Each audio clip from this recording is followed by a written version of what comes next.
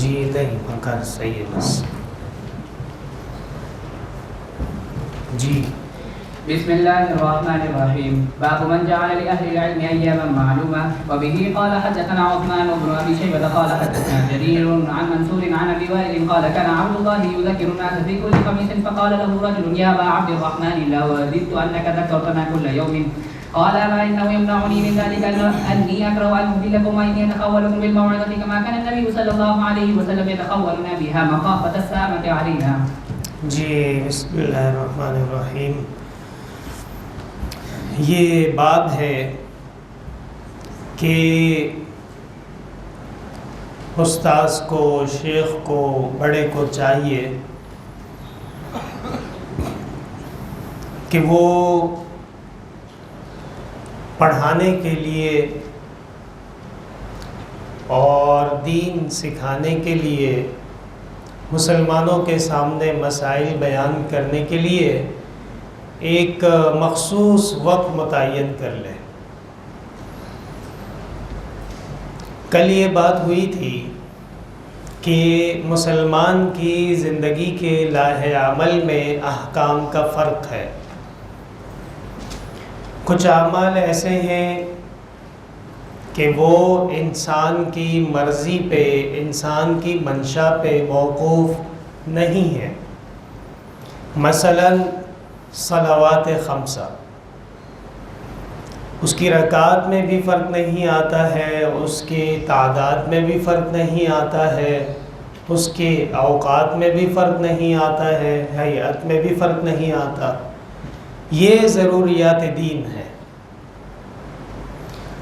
کوئی بخاری شریف کو اپنی دلیل بنا کے یہ کہے کہ دیکھیے رسول اللہ صلی اللہ علیہ وسلم صحابہ کرام کو رک رک کے نصیحت فرماتے تھے، یا صحابہ کرام کو آہستہ آہستہ دین سکھاتے تھے، تو کیا وجہ ہے کہ اگر کوئی عالم دین روزانہ کتاب پڑھائے یا مدرسے کا نظام ہے، پہلا گھنٹہ فلاں کتاب کا، دوسرا فلاں کتاب کا، تو ان کا آپس میں اگر کوئی قیاس کرتا ہے تو وہ کم علمی کی علامت ہے. بلکہ یہ چیزیں جو ہیں یہ تو ہمارے اور آپ کے لاہ عمل کا ضروری حصہ ہے. اور ان کو اس طرح دیکھیے کہ ہمارے دین میں، اسلام میں جو معزز اوقات ہیں، مثلا جمعہ کا دن ہے، مثلا عید الفطر ہے، مثلا عید الاضحیٰ ہے،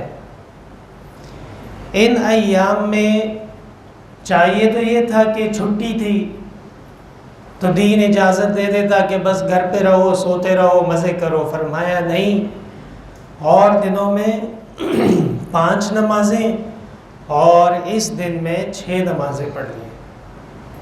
ایک نماز اضافی اللہ تعالیٰ کی طرف سے مقرر فرما دی گئی ہے اور سنت ہے، اور تمام مسلمانوں کے لیے اس میں جمع ہونا اور شریک ہونا لازمی قرار دیا گیا ہے.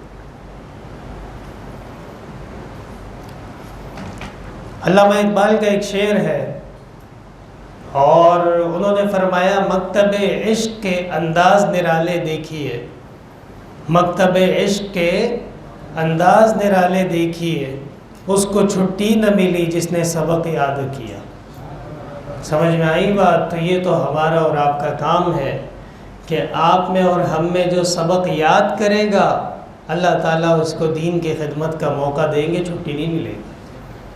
اور بالکل بیکار ہے، غریب کوئی نہ پڑھتا ہے، نہ یاد کرتا ہے، نہ اس کو اپنی زندگی کے کوئی مقاصد ہیں، نہ کوئی اس کے اہداف ہیں، تو سبق یاد نہیں کرتا. مولوی صاحب بھی کہتے ہیں جاؤ اس سے جان چھڑاؤ، یہ کیا مصیبت ہے.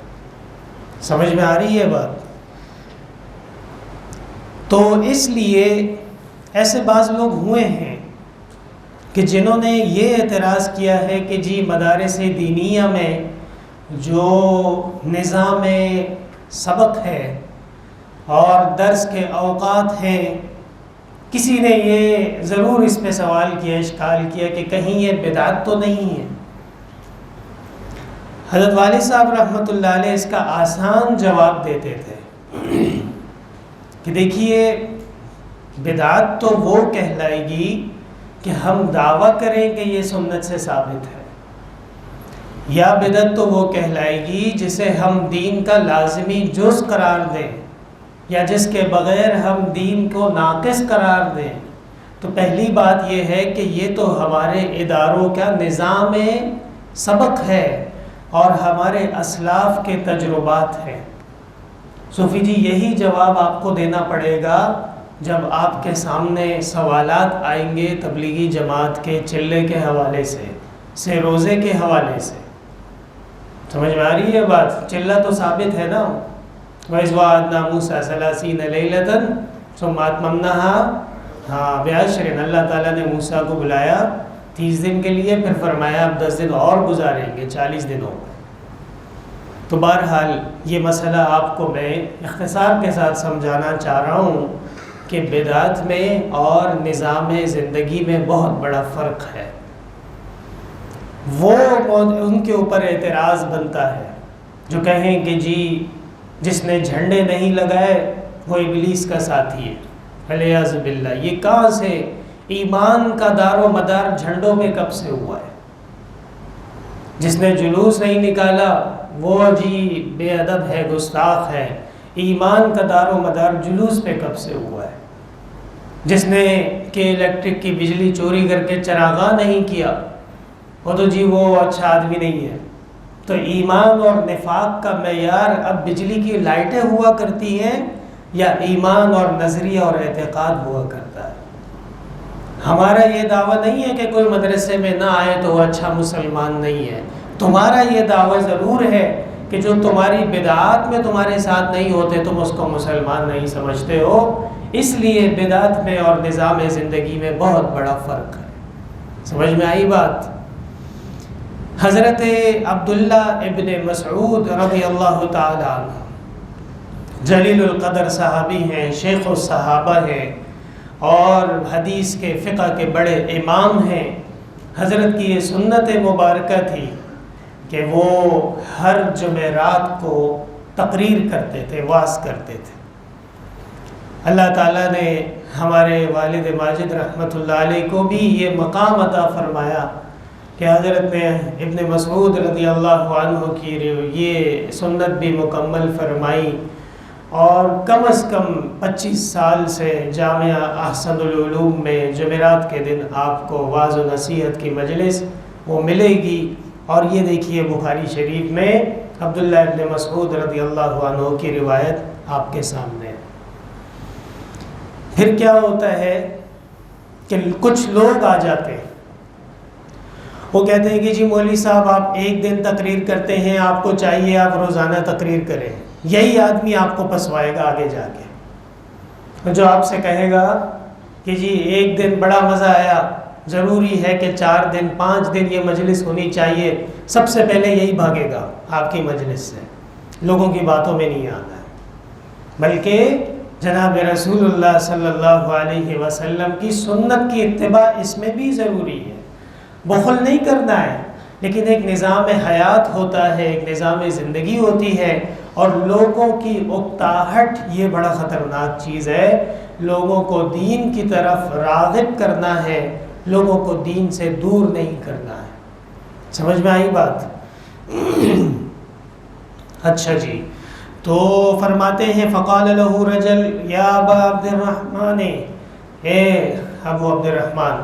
صحابہ کرام میں یہ عجیب اتفاق واقع ہوا ہے کہ جن کا نام عبداللہ ہے انہوں نے اپنے بچوں کا نام عبد الرحمن رکھا ہے. تو عبداللہ کی کنیت ابو عبد الرحمن ہوتی ہے، اور جس صحابی کا نام عبد الرحمن ہوتا ہے انہوں نے اپنے بچوں کا نام عبداللہ رکھا ہوتا ہے. تو ہر یا تقریباً قاعدہ اکثریہ ہے کہ عبد الرحمن کی کنیت ابو عبداللہ ہوتی ہے. سمجھ میں آئی بات؟ اس لیے ابن مسعود رضی اللہ عنہ کو ان کی کنیت سے پکارا گیا ہے. حضرت ابن مسعود کی ایک اور کنیت جو کہ زمانہ نبوت میں معروف تھی، وہ تھی ابن ام عبد. کیا؟ ابن ام عبد، یعنی عبد کی اماں کا بیٹا. یہ عربی کا نظام ہے کہ عربی میں اصل نام اتنا معروف نہیں ہوتا جتنا لوگوں کی کنیات معروف مانی جاتی ہیں. ٹھیک ہے. لوددت، کاش میں چاہتا ہوں، انکا ذکرتنا کل یوم، حضرت آپ ہمیں ہر دن واعظ و نصیحت کرتے، ہر دن آپ جلسہ کرتے. قال اما انہ یمنعنی من ذالک، مجھے اس کام سے روک رہا ہے، ان یکرہ، اور میں یہ ناپسند کرتا ہوں. کیا؟ ان املککم، ان املکم، کہ میں تم کو مایوس کر دوں یا میں تم کو تنگ کر دوں. سمجھ میں آئی بات؟ یا پھر میں تم کو اکتا دوں. وَأَنِّي أَتَخَوَّلُكُمْ بِالْمَوْعِظَةِ، اور میں تمہیں ٹھہر ٹھہر کے موعظت کروں گا. اردو میں ہم ترجمہ کریں گے، اور میں تمہیں خیال خیال سے موعظت کروں گا. کیسا ترجمہ ہے؟ حضرت والد صاحب فرماتے تخول یا تخول، فرماتے تھے خیال خیال سے کام کرنا. سمجھ میں آئی بات؟ تو میں ٹھہر ٹھہر کے موقع موقع پہ طریقے طریقے سے میں تمہیں نصیحت کروں گا. کما کان النبی صلی اللہ علیہ وسلم یتخولنا بها مخافۃ السامۃ علینا، جیسا کہ رسول اللہ صلی اللہ علیہ وسلم ہمیں رک رک کے اور ٹھہر ٹھہر کے نصیحت فرماتے تھے، اس خوف سے کہ کہیں میرے صحابہ دین سے اکتا نہ جائیں. دیکھیے اکتانے میں بھی فرق ہوتا ہے. ایک آدمی کا مزاج ہی ناشکرا ہے اور ایک آدمی کا مزاج ہی بے علمی کا ہے. اس کو آپ تھوڑی دیر کے لیے بھی مدرسے میں کلاس میں بٹھائیں گے، وہ اکتا جائے گا، اس سے کوئی فرق نہیں پڑتا ہے.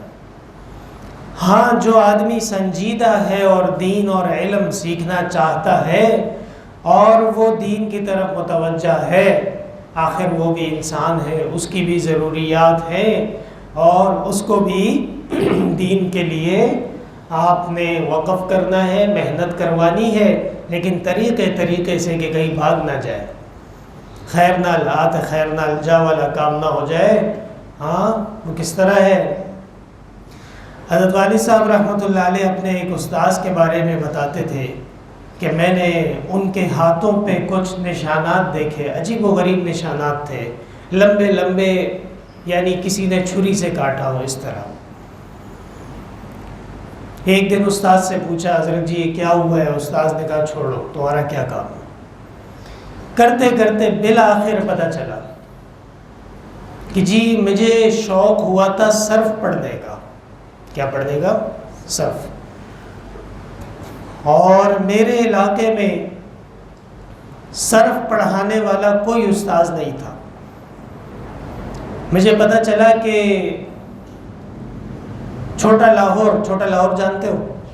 ایک علاقہ ہے پاکستان میں، یہ بھی ایک علاقہ ہے. ایک بڑا لاہور ہے وہ جو پنجاب والا ہے، اور ایک چھوٹا لاہور بھی ہے.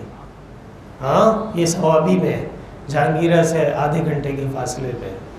چھوٹا لاہور میں ان کو ایک استاذ ملے اور استاذ نے کہا کہ میں تمہیں صرف پڑھاؤں گا، لیکن اس کی ایک شرط ہے، صرف پڑھنے سے پہلے میری گندم کی فصل تیار ہے وہ کاٹنی ہے.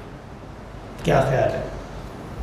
اور وہ فصل بھی ایسی ہے کہ وہ خراب فصل ہے. گندم کی فصل جب خراب ہو جائے تو آدھی چھوٹی ہوتی ہے آدھی بڑی ہوتی ہے، اس کو کاٹنا مشکل ترین کام ہوتا ہے.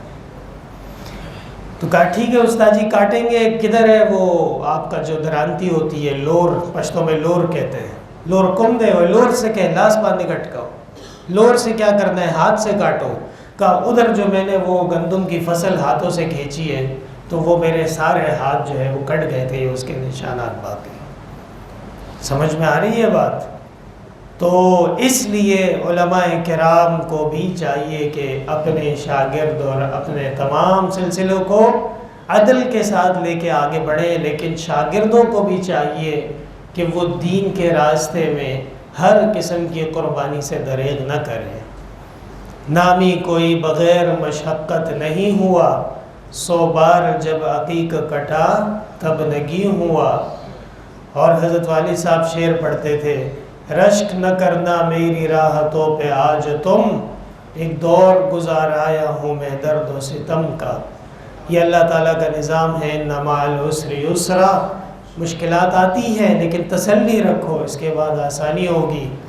یا ابت ھذا تأویل رؤیایا من قبل قد جعلها ربی حقا، ابا جان ہم نے جو خواب دیکھا تھا بڑی تکلیفیں اٹھائیں لیکن اللہ تعالیٰ نے اس کی تعبیر بہت آسان کر دی۔ حضرت یوسف علیہ السلام نے کہا تھا، سمجھ میں آئی بات؟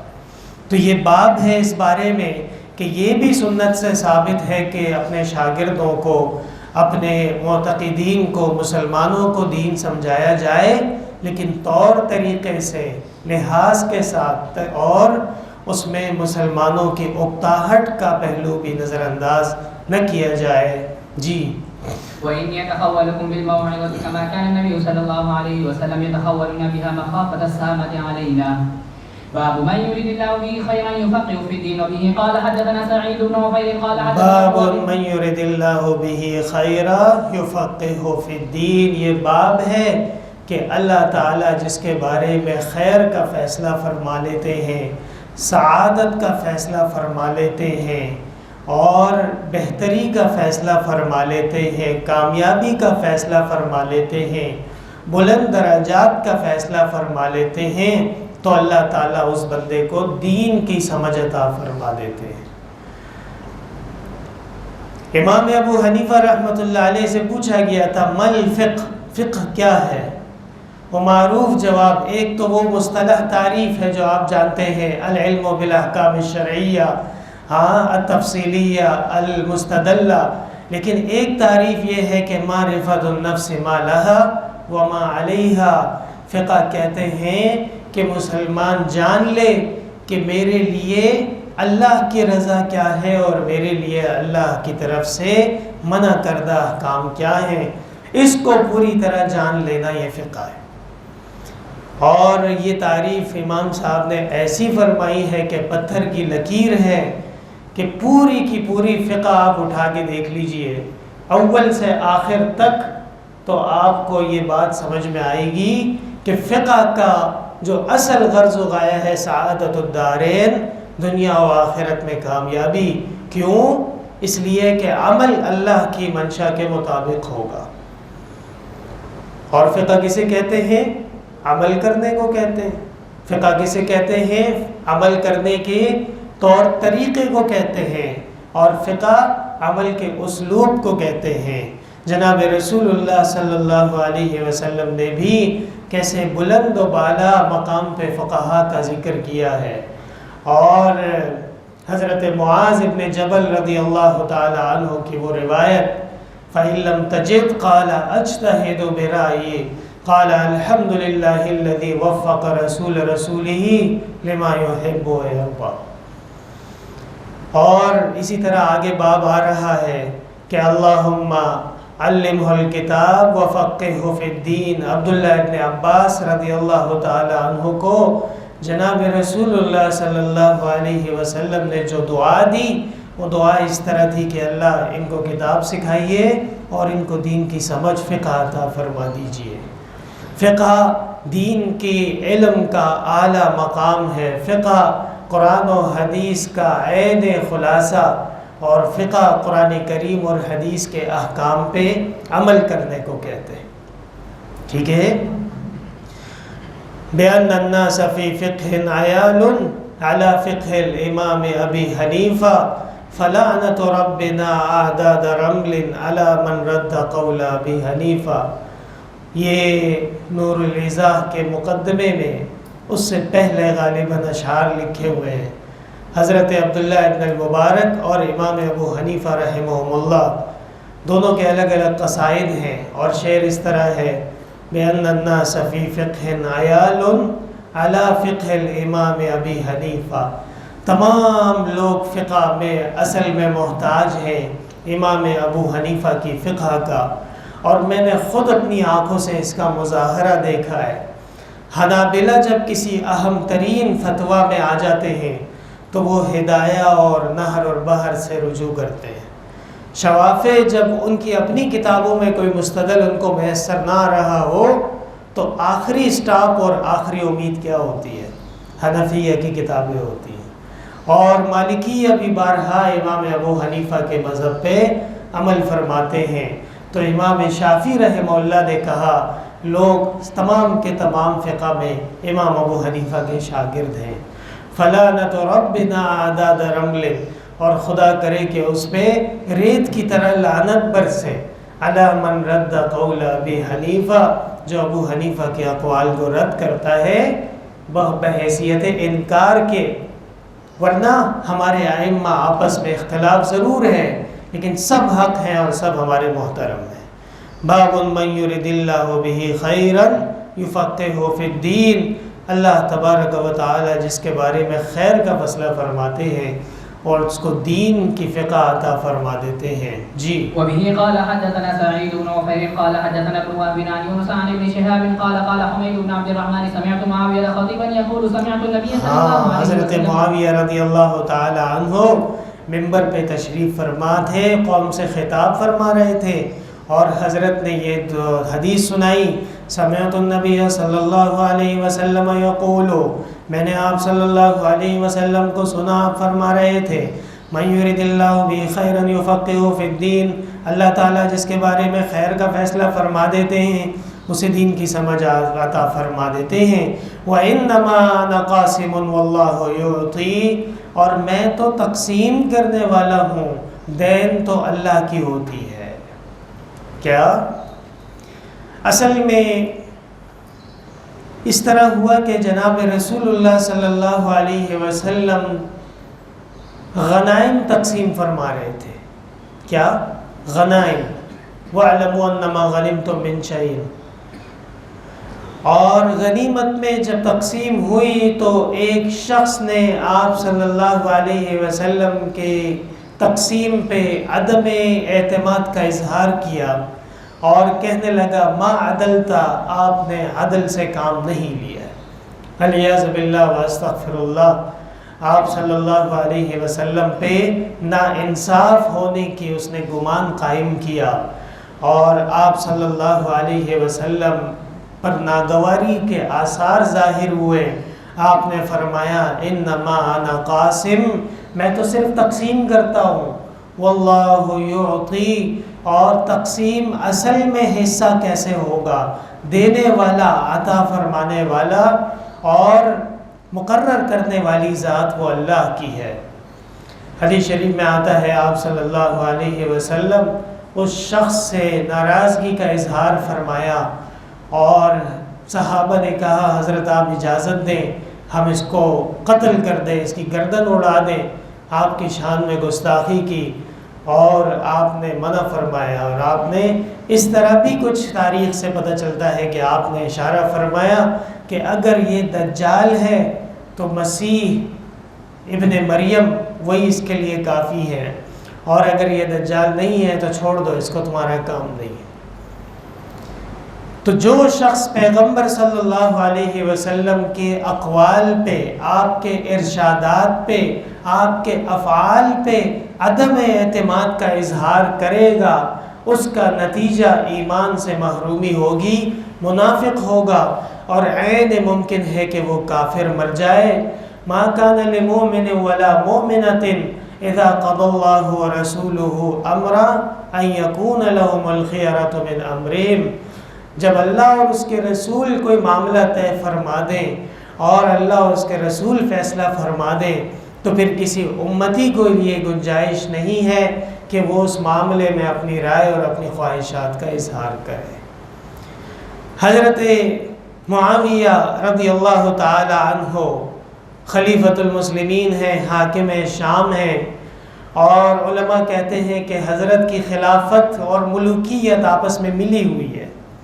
پہلے اسلامی سلطان ہیں، بادشاہ ہیں، انہوں نے خطیب ہو کے یعنی ممبر پہ عوام کے سامنے یہ بات رکھی انما انا قاسم، میں تو تقسیم کرتا ہوں، پیغمبر نے فرمایا واللہ یعطی، اللہ تعالیٰ ہی عطا فرماتے ہیں، حصے اللہ نے مقرر کیے، فَأَنَّ لِلَّهِ خُمُسَهُ وَلِلرَّسُولِ وَلِذِي الْقُرْبَى وَالْيَتَامَى وَالْمَسَاكِينِ وَابْنِ السَّبِيلِ، یہ پیغمبر کے مقرر کردہ حصے نہیں ہیں، یہ حصے کس نے مقرر کیے ہیں؟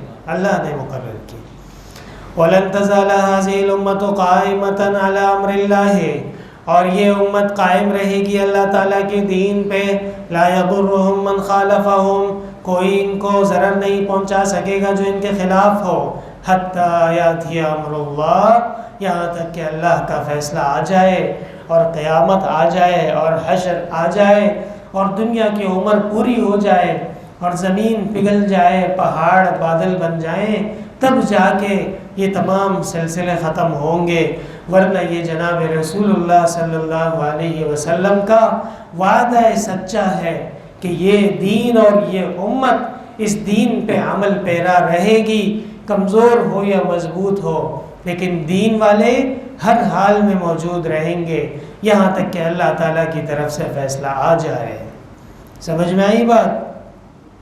اس لیے ہمارے علماء، ہمارے شیوخ، ہمارے اساتذہ وہ ضرور اس بات کا اہتمام فرماتے کہ اپنے شاگردوں کو اور مسلمانوں کو استقامت کا درس دیتے تھے کہ ہر حال میں بندہ اپنے دین کے ساتھ جڑا رہے، ہر حال میں اس کے اعمال جاری رہیں، خواہ حالات و مشکلات جیسے بھی آئیں، رہے الفت میں گو ہم پر بہت مشکل مقام آئے، کیا رہے الفت میں گو ہم پر بہت مشکل مقام آئے، نہ ہم نے راستہ بدلا نہ ہم منزل سے باز آئے۔ اور اسی طرح حافظ شیرازی کہتے ہیں، کون؟ حافظ شیرازی کیا کہتے ہیں؟ در رہے منزل جانا کے خطرہ ہاست بجان، لکھو صوفی، ہاں تمہارا بھی کوئی ذوق پیدا ہو نا، در رہے منزل جانا کے خطرہ ہاست بجان، شرط اول قدمہ است کے مجنو باشی۔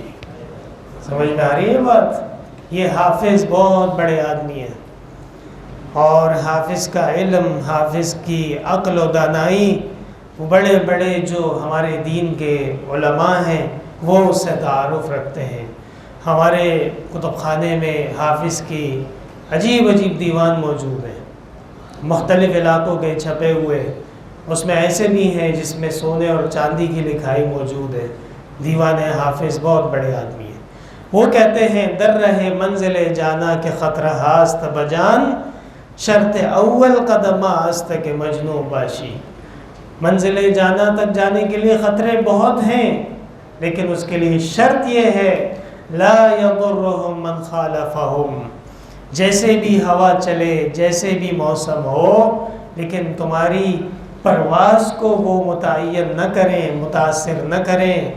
کیا کہتے ہیں ڈاکٹر اقبال؟ ہاں شاہی تو گھبرا نہیں، کیا ہے وہ؟ تن دیے باد مخالف سے نہ گھبرا اے عقاب، یہ تو چلتی ہے تمہیں اونچا اڑانے کے لیے۔ سمجھ میں آئی بات؟ حتی یاتی امر اللہ، یہاں تک کہ اللہ کا فیصلہ آ جائے۔ اللہ کے فیصلے پہ رضامندی کا اظہار ضروری ہے، اللہ سے لڑائی نہیں کر سکتے، اور اللہ تبارک و تعالیٰ کے فیصلوں پہ اعتراضات کرنا یہ بھی کفر کی علامت ہے۔ جی باب الفهم في العلم وبه قال حدثنا علي بن عبد الله قال حدثنا سفيان۔ باب الفهم فی العلم، یہ باب ہے کہ علم کو سمجھنا بھی ضروری ہے۔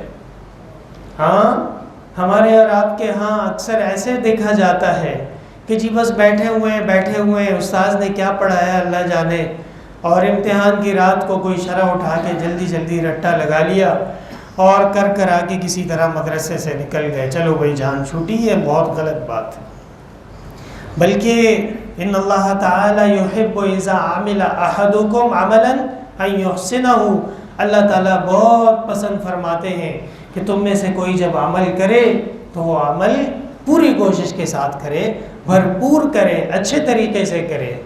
امام بخاری رحمہ اللہ کتاب العلم میں اہم ترین باب لے کے آ گئے، باب الفہم فی العلم۔ یہ باب ہے کہ علم کی باتوں کو سمجھنا، علم کی باتوں کو اپنے ذہن میں بٹھانا، اور اس کو دوسروں کے سامنے تقریریں جھاڑنے کے لیے نہیں بلکہ اپنے عمل کو اس کے مطابق کر لینا، یہ بہت آسان طریقہ ہے۔ اور یہ بڑے بڑے محدثین، مثلا امام احمد ابن حنبل مثلا امام ابو یوسف، مثلا امام محمد، یہ لوگ لاکھوں احادیث کے حافظ تھے، لیکن ان سے جب پوچھا جاتا تھا کہ اتنی حدیثیں کیسے یاد ہوئی ہیں، تو جواب یہی ملتا تھا کہ ہم نے جو حدیث سیکھی، جو حدیث سنی، اس کو سمجھ لیا اور اس پہ عمل کرنے کی کوشش کیے، اس لیے اللہ تعالیٰ نے یہ تمام چیزیں ہم کو یاد کروا دی۔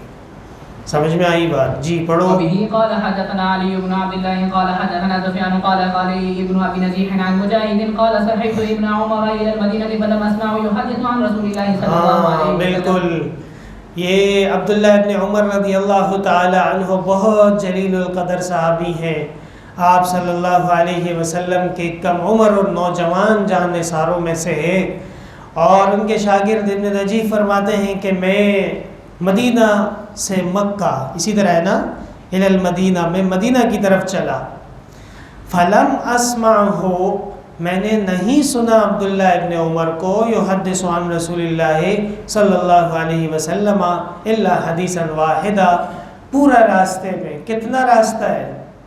تقریباً 400 کلومیٹر کا راستہ ہے۔ 400 کلومیٹر کا مطلب یہ ہے کہ اس وقت بھی اگر کوئی 100 کی رفتار سے چلے تو 4 گھنٹے 4.5 گھنٹے اس کو لگنے ہی لگنے ہیں۔ تو اس زمانے میں جو سفر تھا وہ تو اونٹ پہ ہوتا تھا، دراز گوش پہ ہوتا تھا، گھوڑے پہ ہوتا تھا، ان کی رفتار بمشکل کتنی ہوگی؟ 10 ہوگی، 20 ہوگی، تو بہت لمبا چوڑا راستہ ہے اور بڑی تکالیف تھیں، لیکن پورے راستے میں عبداللہ ابن عمر رضی اللہ تعالیٰ عنہ پیغمبر کی کوئی حدیث بیان نہیں کی مگر ایک حدیث بیان کی۔ قال كنا عند النبی صلی اللہ علیہ وسلم، کہنے لگے کہ ہم پیغمبر صلی اللہ علیہ وسلم کی خدمت میں موجود تھے، فَأُتِيَ بِجُمَّارٍ، تو کھجور کی ایک ٹوکری لائی گئی۔ دوسرا ترجمہ جمار، جمار کہتے ہیں کھجور کے درخت میں اوپر کے حصے میں ایک نرم لکڑی ہوتی ہے، کھجور کا شیرہ یا کھجور کی چربی یا کھجور کی درخت کا وہ نرم حصہ، اسے بھی جمار کہتے ہیں، ٹھیک ہے۔ فقال، آپ صلی اللہ علیہ وسلم نے فرمایا، ان من الشجر شجرۃ مثلها كمثل المسلم، درختوں میں ایک درخت ہے جس کی مثال مسلمان مومن کی طرح ہے۔ فَأَرَدْتُ أَنْ أَقُولَ هِيَ النَّخْلَةُ، ابن عمر فرماتے ہیں میں نے ارادہ کیا کہ کہوں کہ یہ تو کھجور کی بات ہو رہی ہے۔ فَإِذَا أَنَا أَصْغَرُ الْقَوْمِ، بس میں نے دیکھا کہ میں تمام مجلس میں سب سے چھوٹا ہوں۔ غور کر رہے ہو؟ ہاں، آج کل چھوٹے کا مطلب یہ ہوتا ہے کہ سب سے بڑا بدمعاش ہے وہ، یہ غلط بات ہے، اور یہ ہمارے بڑوں کی تربیت کے نقص کی وجہ سے چھوٹے میں اتنی زیادہ اکڑ آئی ہے۔ ہاں، ڈنڈا اٹھاؤ، 2 تھپڑ لگاؤ، سیدھا ہو جائے گا۔ تمہارا بیٹا ہے، تمہاری اولاد ہے، تمہارے گھر کا بندہ ہے، فوجی والدین آتے ہیں بڑے غریب آنسوؤں سے روتے ہیں، ہمارا بیٹا بات نہیں مانتا ہے، ہمارا بیٹا ہماری عزت نہیں کرتا ہے، ہمارا بیٹا ہمارے معاملات نہیں دیکھتا ہے۔ کیا عمر ہے؟ وہ جی 21 سال عمر ہے، 22 سال عمر ہے۔ تو میں کہتا ہوں کہ ارمان دے، ہاں تم کمزور ہو، اور پشتوں میں ایک شعر ہے بڑا نامناسب ہے لیکن آپ کے ادبی ذوق کے لیے ضروری ہے۔ کیا شعر ہے؟ چھ لگڑ ازو ما پتا میں ندما، پہلا مصرع میں نہیں پڑھ سکتا اس کا بھی، ندہ لگا ندلت ہوئے اور لگڑ ازو ما چھ پتا میں ندما، سمجھ میں آئی؟ تو ایسا بھی ہوتا ہے کہ خاتون مرد کو بولتی ہے کہ دنیا کے سب سے بیکار آدمی تم ہو، اور میری یہ بد نصیبی ہے کہ میں تمہارے اوپر عاشق ہوئی ہوں۔ تو ایسے والدین، ہمارے دین اسلام کتنا پیارا دین ہے کہ فرمایا بچوں کی اصلاح ضروری ہے لیکن ظلم نہیں کرنا ہے، ان کی پٹائی ایسی نہیں کرنی ہے کہ غریب کی ہڈی ٹوٹ جائے یا مر جائے، لیکن اگر بالکل فری ہینڈ دے دیا جائے اور ہر حال سے ان کو آپ بے نیاز کر دیں تو وہ دیکھتے ہی دیکھتے آپ سے نافرمان ہو جائیں گے، شرارتی ہو جائیں گے۔ اس لیے بڑے اور چھوٹوں کا ادب نہایت ضروری ہے، اور گزشتہ ابواب میں آپ کے سامنے حدیث گزری ہے کہ جو بڑوں کا اکرام نہ کرے اور چھوٹوں کے ساتھ شفقت نہ کرے تو اس کے ایمان میں شک ہے۔ کتاب الایمان میں یہ ساری باتیں گزر چکی ہیں۔ فسکت تو میں صرف چھوٹے ہونے کی وجہ سے خاموش رہا۔ فقال النبی صلی اللہ علیہ وسلم ہی النخلہ، آپ نے فرمایا جو میں بات کر رہا ہوں یہ کھجور کے درخت کی بات کر رہا ہوں۔ جی باب الاغتباط في العلم والحكمة وقال عمر رضي الله تعالى عنه تفقهوا قبل اغتباط کسے کہتے ہیں؟ اغتباط ضد ہے حسد کی، اور اس کو غبطہ صیغہ استعمال ہوتا ہے غبطہ کا۔ حسد کا مطلب یہ ہوتا ہے کہ فلاں آدمی کے پاس اتنے پیسے ہیں، فلاں آدمی کو یہ مقام ملا، فلاں آدمی نے یہ کامیابی حاصل کی، یہ کیوں ہوئی؟ نہیں ہونی چاہیے تھی۔ تو خود بھی اپنے آپ کو غرق کر رہا ہے اور دوسرے کو ڈبونے کی سازشیں بھی کر رہا ہے، اسے کہتے ہیں حسد۔ وَمِن شَرِّ حَاسِدٍ إِذَا حَسَد، حسد بہت گندی چیز ہے۔ اللہ تعالیٰ حسد کے شر سے اور حسد کے لگنے سے ہم سب کو بچائے۔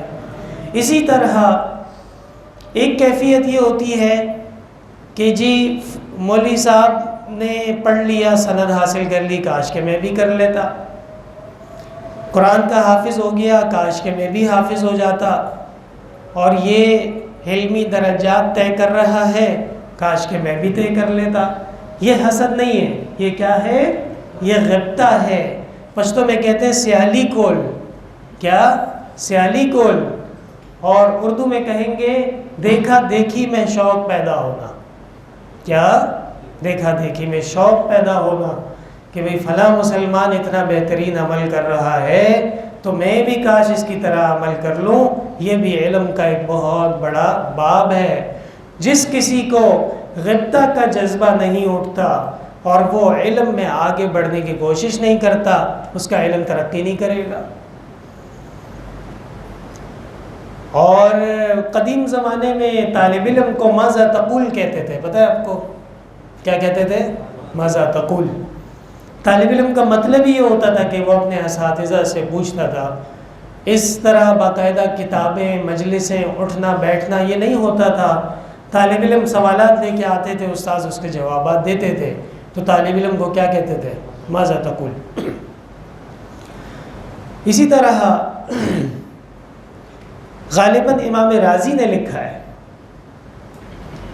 کہ شاگردوں نے پوچھا کہ حضرت آپ اتنے بڑے امام بنے، اتنے بڑے مفسر بنے، اتنے بڑے محدث بنے، تو کیسے ہوا یہ سب؟ یہ علم آپ نے کیسے حاصل کیا؟ فرمانے لگے کہ میں سفر میں جا رہا تھا اور ڈاکو آ گئے اور ڈاکوؤں نے میرا سارا کا سامان لوٹ لیا، اور میری ایک ڈائری کاپی جس میں نے تمام اساتذہ کے مسائل اور ضروری باتیں لکھی تھیں وہ بھی ڈاکو لینے کے در پہ ہو گئے۔ تو میں نے ان سے یہ گزارش کی کہ آپ سارا سامان تو لے جا سکتے ہیں لیکن یہ جو میرے سبق کے اوراق ہیں ان کو چھوڑ دیجئے۔ تو ڈاکوؤں کے سردار نے کہا کہ تم عجیب مولوی ہو، عجیب طالب علم ہو کہ تمہارا علم سارا کا سارا اس کتاب میں لکھا ہوا ہے، اگر میں یہ کتاب لے جاؤں تو تم عالم نہیں رہو گے، ختم ہو جاؤ گے، یہ کیسا عالم ہے؟ فرمایا اس کے بعد میں نے اپنی زندگی میں جو سنا اس کو یاد کر لیا، اللہ تعالیٰ نے مجھے یہ مقام دے دیا۔ حضرت مولانا انور شاہ کشمیری رحمۃ اللہ علیہ کے بارے میں بھی یہ مشہور تھا کہ حضرت زندگی میں ایک دفعہ جو کتاب مطالعہ فرما لیتے تھے، من و عن، لفظ بلفظ وہ حضرت کو یاد ہو جاتی تھی۔ یہ سارے شوق کیسے پیدا ہوتے ہیں؟ علمی منازل میں آگے بڑھنے سے۔ ایک طالب علم کو شوق ہی نہیں ہے، نہ وہ پڑھنے کے لیے تیار ہے، نہ وہ گھنٹے میں شوق سے بیٹھنے کے لیے تیار ہے، نہ وہ تکرار کرتا ہے پھر وہ بولے کہ میں اچھا مولوی نہیں بنا، تو یہ تو تم نے خود اپنے ہاتھوں سے اپنے آپ کو تباہ کیا ہے۔ اور اس کے لیے پھر وہی پشتوں کا شعر ایک دفعہ پھر پیش کیا جاتا ہے۔ جی پڑھو۔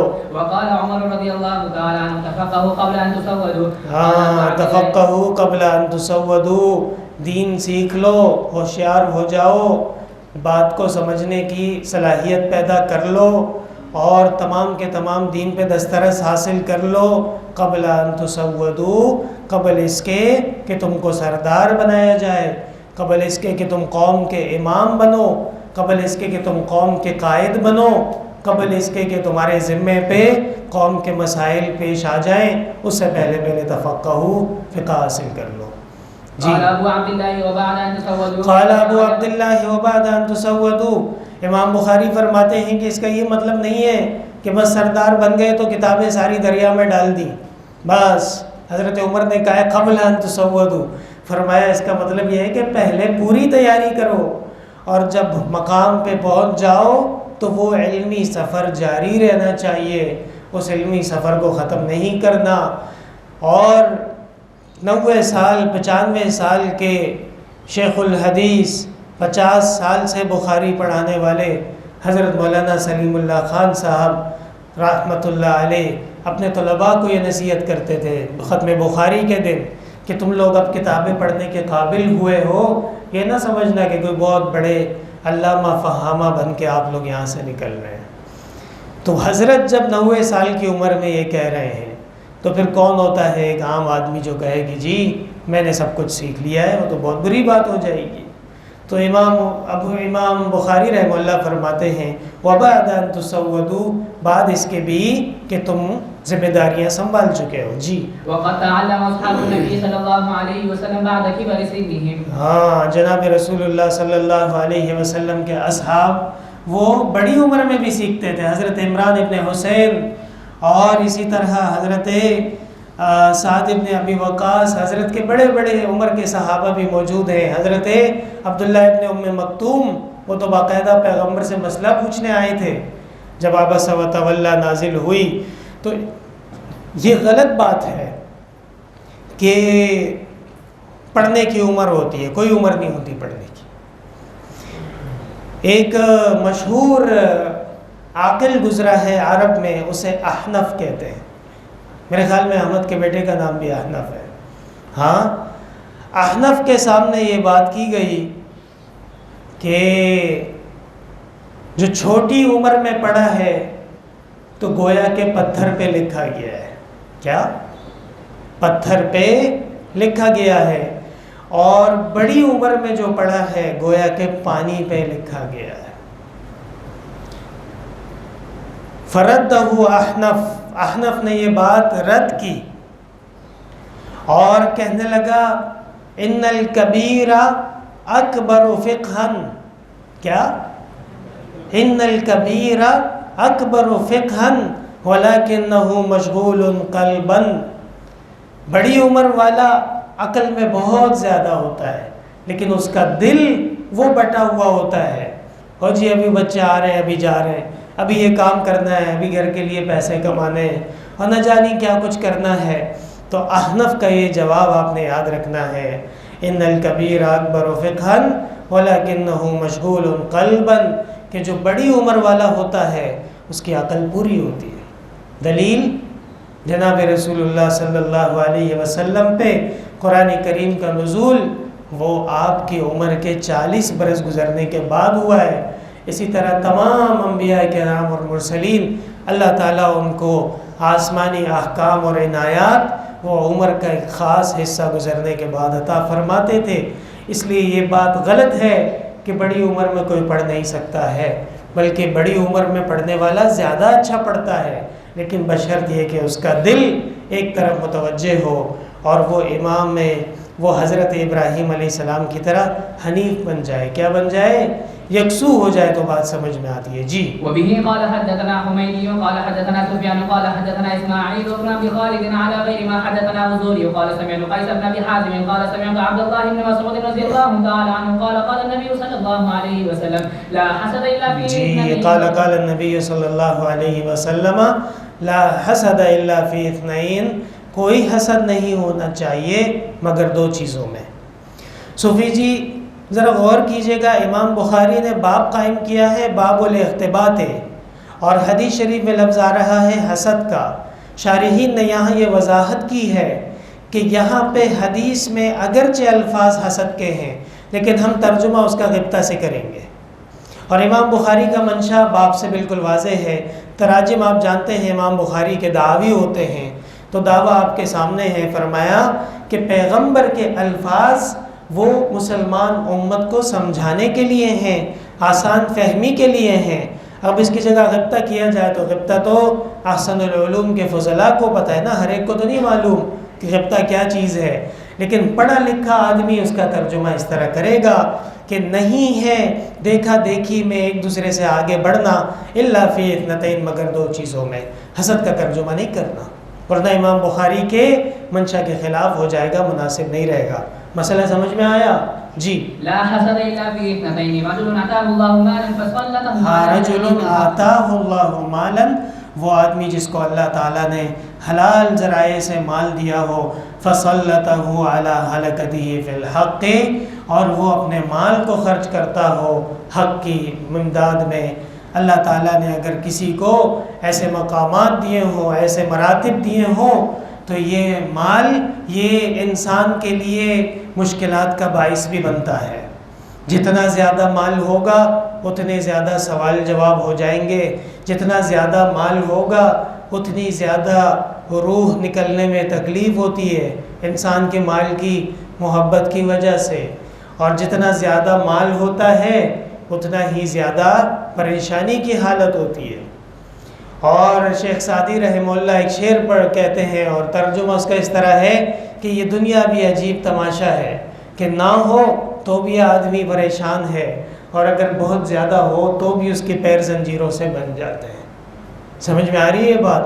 تو اللہ تعالیٰ نے جن لوگوں کو مال دیا ہے، یہ ایک حقیقت ہے کہ موت آنے والی ہے، یہ ایک حقیقت ہے کہ قبر میں اکیلا رہنا ہے، یہ ایک حقیقت ہے کہ قبر میں جو سوالات ہوں گے مال کے بارے میں سوالات ہوں گے، اس لیے زندگی کو بہترین موقع سمجھ کے اور زندگی میں اپنے مال کو اپنی مغفرت کے لیے استعمال کرنا یہ بہت بڑی بات ہے۔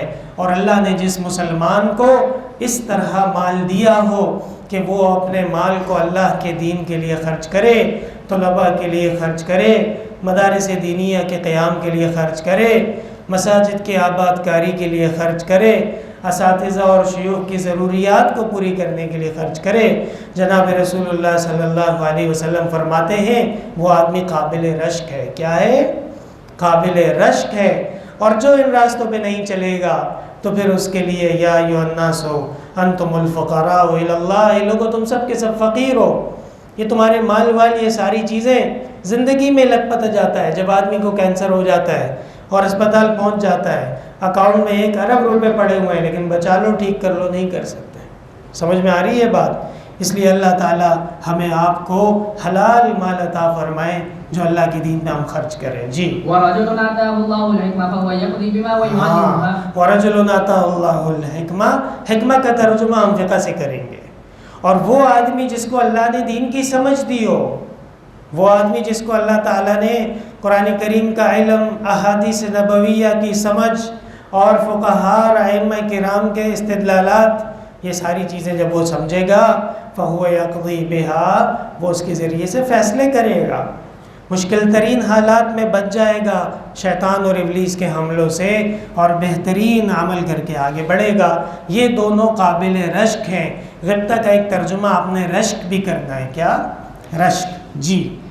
باب ما ذكر في ذهاب موسى عليه السلام في البحر الى الخضر وقوله تبارك وتعالى هل اتبعك على ان تعلمني الايه وبه قال۔ یہ چونکہ پہلے بھی یہ مسئلہ گزر چکا ہے کہ حضرت موسیٰ علیہ السلام کو اللہ تعالیٰ نے حضرت خضر کے پاس بھیجا اور فرمایا کہ جائیے اور دیکھیے کہ ہمارا ایک بندہ، ان کو ہم نے ایسے علوم دیے ہیں کہ وہ علوم دیکھ کے آپ کو اندازہ ہو جائے گا کہ سارے علوم کسی ایک شخصیت کو حاصل نہیں ہیں۔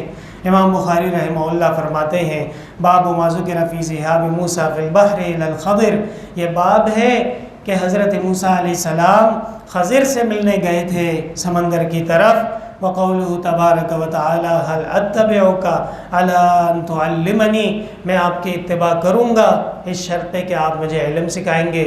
صوفی جی پہلے اتباع ہے پھر علم ہے، غور کر رہے ہو؟ یہ ہے محل استشہاد کہ شاگرد کو اپنے شیخ کا متبع ہونا ضروری ہے، اور شاگرد کو اپنے اساتذہ کا متبع ہونا ضروری ہے۔ ایسے شاگرد کہ جو اپنے اساتذہ سے مذہباً اختلاف کرتے ہیں یا اپنے اساتذہ کے مسلک پہ اعتماد نہیں کرتے، اپنے اساتذہ کے بتائے ہوئے مسائل پہ نہیں چلتے، وہ شاگرد حضرت والد صاحب ان کو کیا کہتے تھے پتہ ہے؟ ڈاکو کہتے تھے۔ کیا کہتے تھے؟ یہ شاگرد نہیں ہے، ڈاکو ہے۔ شاگرد وہ ہے جو آپ کا احترام کرے، آپ کے ہم مسلک ہو، آپ کا ہم مشرب ہو، آپ کا متبع ہو اور آپ کے پیچھے پیچھے چلتا ہو، تو اللہ تعالیٰ اس کو بہت بڑے بڑے مقامات دیں گے، جیسے حضرت مولانا اشرف علی تھانوی، جیسے حضرت مولانا یوسف بنوری، کہ انہوں نے اپنے اساتذہ کی ایسی اتباع کی کہ دنیا جانتی تھی کہ یہ اپنے اساتذہ کے مسیل بن چکے ہیں۔ کیا بن چکے ہیں؟ مسیل بن چکے ہیں۔ ان کا اٹھنا، ان کا بیٹھنا، ان کا چلنا، ان کا پھرنا، اور حضرت مولانا یوسف بنوری رحمۃ اللہ علیہ کے جو مسیل اس دنیا میں جنہوں نے گواہی دی، وہ حضرت والد صاحب رحمۃ اللہ علیہ کے بارے میں کہا، اس میں کوئی شک شبہ نہیں ہے۔ سمجھ میں آ رہی ہے بات؟ تو اتباع ضروری ہے۔ حضرت موسیٰ علیہ السلام اللہ کے رسول ہیں، پیغمبر ہیں، لیکن خضر کی شاگردی میں جب تشریف لے گئے تو فرمایا میں آپ کی اتباع کروں گا لیکن آپ مجھے کچھ سکھائیے گا۔ جی پڑھو۔ وبه قال حدثنا محمد بن بريد الزهري قال حدثنا يعقوب بن ابراهيم قال حدثنا ابي عن صالح يعني بن كيسان عن ابن شهاب حدثه ان عبيد الله بن عبد الله اخبره عن ابن عباس رضي الله تعالى عنهما انه تمارى هو والحر بن حسن الفزاري في صحيح موسى قال ابن عباس رضي الله تعالى والحر بن قیس بن حسن، کیا؟ حسن عربی میں اس کو کہتے ہیں قلعے کو۔ جی الفزاری پڑھو۔ في صحيح موسى قال ابن عباس رضي الله تعالى عنهما هو خاضر فمر بها ابي بن كعب۔ یہ حضرت خضر، ان کا نام تاریخ میں آتا ہے بلیہ بن ملکہ۔ کیا نام آتا ہے؟ بلیہ بن ملکہ۔ اور اسی طرح لسان العرب وغیرہ میں، عربی لغات میں خضر بھی پڑھا گیا ہے، خضر بھی پڑھا گیا ہے اور خضر بھی پڑھا گیا ہے۔ تین طرح، خضر یعنی ضاد کے کسرے کے ساتھ، خضر یعنی ضاد کے فتحے کے ساتھ، اور خضر یعنی ضاد کے سکون کے ساتھ۔ تینوں طریقوں سے پڑھا گیا ہے۔ حضرت خضر کون تھے؟ تاریخ سے پتہ چلتا ہے کہ یہ حضرت ابراہیم علیہ السلام کے عزیز تھے، ان کے رشتہ دار تھے۔ اور ذوالقرنین جب کعبہ مشرفہ کی زیارت کے لیے آیا تو حضرت ابراہیم علیہ السلام سے ان کی ملاقات ہوئی ہے، اور حضرت ابراہیم نے پوچھا کہ دنیا کو تم نے فتح کر لیا ہے، اب کیا کر رہے ہو، کہاں جا رہے ہو؟ تو ذوالقرنین نے کہا کہ وہ آب حیات، ایک پانی کا چشمہ، ہاں عین الحیا، حدیث میں بخاری میں اس کا ذکر آتا ہے، جنت میں ایک چشمہ ہے، اسے کیا کہتے ہیں؟ عین الحیا، زندگی کا چشمہ۔ اس زندگی کے چشمے کے بارے میں ہے کہ یہ دنیا میں 1000 سال میں ایک دفعہ ظاہر ہوتا ہے۔ کتنی دفعہ؟ یہ صوفی جی کو اٹھاؤ ذرا، کیا کر رہے ہو؟ سیدھے بیٹھو، ہوشیار ہو کے بیٹھو، ٹھیک ہے؟ اور یہ جو ہمارا لاڈلا ہے یہ بھی کونے میں گھسا ہوا ہے، جگہ کیوں بدلی ہے تم نے؟ اچھا گرمی لگ رہی ہے آپ کو؟ کیا بات، خیال کرنا، ہاں صحیح ہے، جگہ بدلنے کی اجازت نہیں ہے، ایسا نہیں ہے کہ آپ کی مرضی جہاں اٹھ کے بیٹھ گئے، اپنی جگہ پہ بیٹھا کرو۔ حضرت خضر پیغمبر تھے یا نہیں تھے؟ جو لوگ کہتے ہیں کہ نہیں تھے غلط کہتے ہیں۔ کیوں؟ ابھی آپ کو ثابت کرتے ہیں۔ علامہ بدر الدین عینی عمدۃ القاری میں فرماتے ہیں کہ حضرت خضر نے جو اعمال کیے ہیں وہ اعمال تشریعی نہیں تھے، تکوینی تھے۔ کیا تھے؟ تکوینی تھے۔ مثلا قتل غلام، لڑکے کو قتل کرنا، کون سی شریعت میں لڑکے کو قتل کرنا جائز ہے؟ کسی شریعت میں جائز نہیں۔ کیوں قتل کیا؟ ہاں ما فعلتہ عن امری، میں نے اپنی طرف سے نہیں کیا ہے، بلکہ یہ مجھے خدا نے کہا ہے۔ خدا نے کیسے کہا ہے؟ الہام ہوا ہے یا کشف ہوا ہے یا خواب دیکھا ہے؟ اگر الہام ہو، کشف ہو یا خواب ہو یا ویسے ہی بیٹھے بیٹھے خیال آ جائے، یہ ساری چیزیں شریعت میں دلیل کی حیثیت نہیں رکھتی ہیں، بلکہ ایک طریقہ ہے کہ اس طریقے سے کسی کے پاس اللہ کا حکم آ جائے تو اس کا شریعت میں اعتبار ہوتا ہے، اور اس طریقے کو کہتے ہیں وحی۔ کیا کہتے ہیں؟ وحی۔ تو جس پہ وحی نازل ہو جائے وہ رسول و پیغمبر ہوتا ہے۔ اس لیے حضرت خضر ان پر بھی اللہ کی طرف سے وحی نازل ہوئی ہے، ورنہ تمام تر دلیلیں اس بات پہ دلالت کرتی ہیں کہ یہ کام غلط تھا، یہ کام غلط تھا، یہ کام غلط تھا۔ ہماری اور آپ کے تو چھوڑو، حضرت موسیٰ علیہ السلام کلیم اللہ ہیں، اللہ کے برگزیدہ پیغمبر ہیں، انہوں نے بھی فرمایا یہ کام غلط ہو رہا ہے، اور بعد میں پتہ چلا کہ وہ صحیح ہے۔ ما فعلتہ عن امری، میں نے اپنی طرف سے نہیں کیا، مجھے اللہ تعالیٰ نے کہا ہے، اللہ نے جن راستوں سے بتایا ہے وہ دلائل آپ کے سامنے آ گئے۔ اس لیے عمدۃ القاری والوں کا یہی فرمان ہے کہ جمہور کہتے ہیں کہ یہ جو ہیں پیغمبر ہیں۔ پھر یہ زندہ ہیں یا یہ وفات پا چکے ہیں، دونوں اقوال موجود ہیں، اور محققین کا قول یہی ہے کہ ذوالقرنین کے ساتھ یہ تشریف لے گئے تھے اور آب حیات کی تلاش میں تھے، لیکن اتفاق کی بات ایسی ہوئی کہ آب حیات جب نکلا تو ذوالقرنین کہیں دور رہ گیا۔ حضرت خضر نے اس کو یاد کیا، بلایا، لیکن یہ دیر سے آیا۔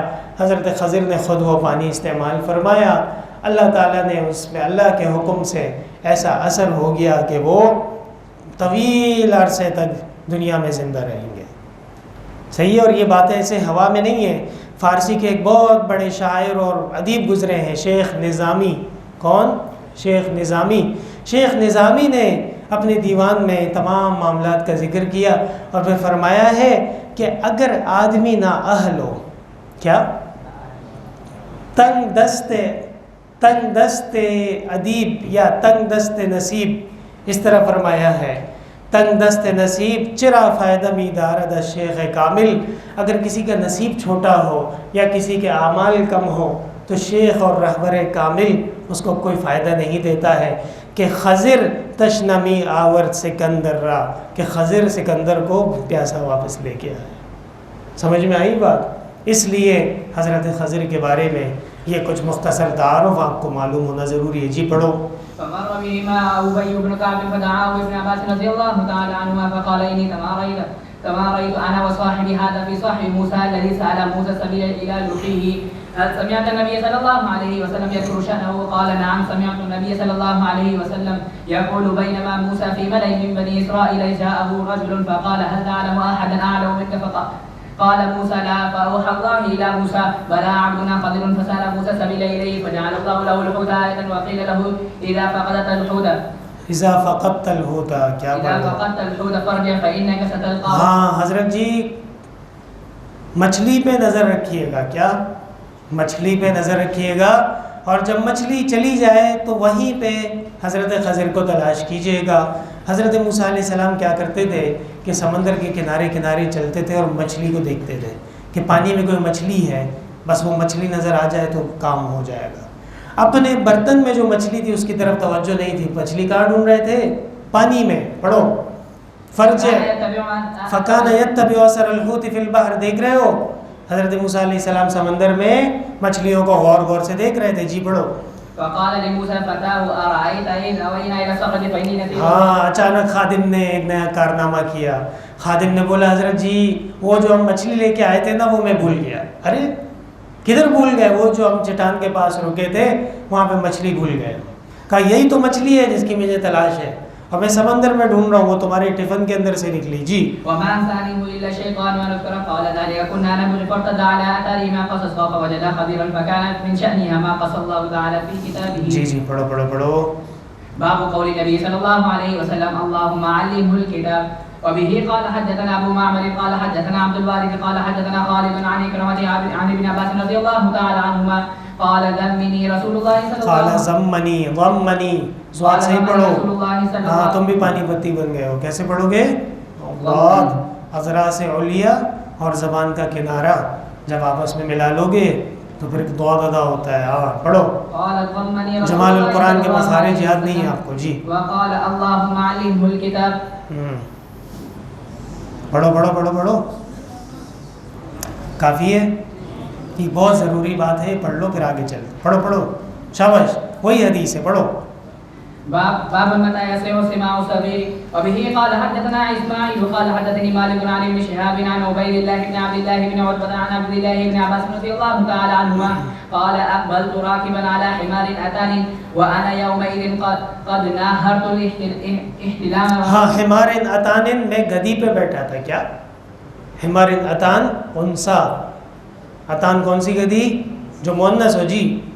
ورسول اللہ صلی اللہ علیہ وسلم یصلی قد ناہست الاحتلام، میں قریب ہو گیا تھا احتلام کے. جی. بمنا الى غیر جدار فمرت بمنا کیا؟ بمنا الى غیر جدار فمرت بین یدی بعد الصف وارسلت الاتانا ترتع ودخلت في الصف فلم ينكر ذلك علي. وبه قال حدثنا محمد بن يوسف قال حدثنا ابو مسهر قال حدثنا محمد بن حرب قال حدثني زبيدي عن الزهري عن محمود بن الربيع قال عقلت من النبي صلى الله عليه وسلم مجة مجها في وجهي وانا ابن 5 سنين من دلو. یہ فرما رہے ہیں کہ اصل بات اس طرح تھی. غور سے سنیے گا، بات ختم کرتے ہیں. امام بخاری رحمہ اللہ گئے تھے امام احمد بن حنبل کے درس میں اپنے ماموں کے ساتھ. امام احمد رحمہ اللہ نے فرمایا یہ چھوٹا بچہ کون ہے؟ کہا جی یہ محمد ابن اسماعیل ہے. کہا اس کو باہر نکالو، ہماری کلاس میں بچوں کی اجازت نہیں ہے. امام بخاری رحمہ اللہ کو وہاں پہ وہ بات محسوس کی ہے، بری لگی ہے، اور فرمایا کہ یہ جو صحابی آ رہے ہیں کون ہے؟ ابن عمر ہے غالباً، یا ابن عباس ہیں. ابن عباس ہیں.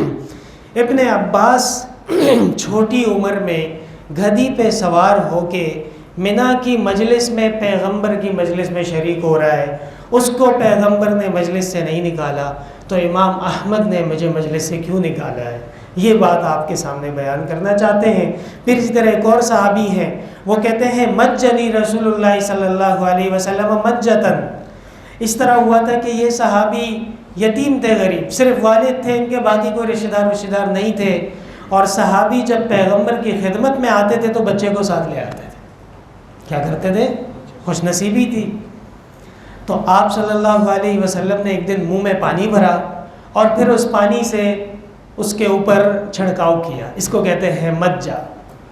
تو بچہ خوش بھی ہو جاتا ہے، تھوڑا کھیل کود بھی ہو جاتی ہے، ڈر بھی جاتا ہے کہ کیا ہوا، اچانک میں گیلا ہو گیا سارا. تو امام بخاری کہتے ہیں کہ ابن عباس چھوٹی عمر میں منا میں جا رہا ہے اور یہ دوسرے صحابی پیغمبر ان کو مجہ یا مجو کر رہے ہیں، تو امام احمد بن حنبل نے مجھے مجلس سے کیوں نکالا؟ پتہ چلا کہ امام احمد کا یہ عمل ان کا انفرادی فعل تھا، ورنہ دین میں صغر سنی میں بھی سکھایا جا سکتا ہے، کوئی ایسی ممانعت نہیں ہے. الحمدللہ رب العالمین، لا الہ الا اللہ وحدہ لا شریک لہ، لہ الملک ولہ الحمد وہو علی کل شیء قدیر. دعا فرمائیے اللہ تعالیٰ طلباء کی دعائیں قبول کرے، جامعہ کے تمام سلسلوں میں آسانی فرمائے، جو بھی کمیاں بیشیاں درپیش ہیں اللہ تبارک و تعالیٰ اپنے غیب کے خزائن سے مدد فرمائے، نصرت فرمائے. اللہم لا تحتجنا الا الیک، اللہم علیک تکلان وانت المستعان. کہا ہے کہ ایک صاحب کی بیوی اور بچے دونوں سخت بیمار ہیں، خاص الخاص دعاؤں کی درخواست ہے. اللہ تعالیٰ ان کی ہماری سب کی مشکلات آسان کرے. وصلی اللہ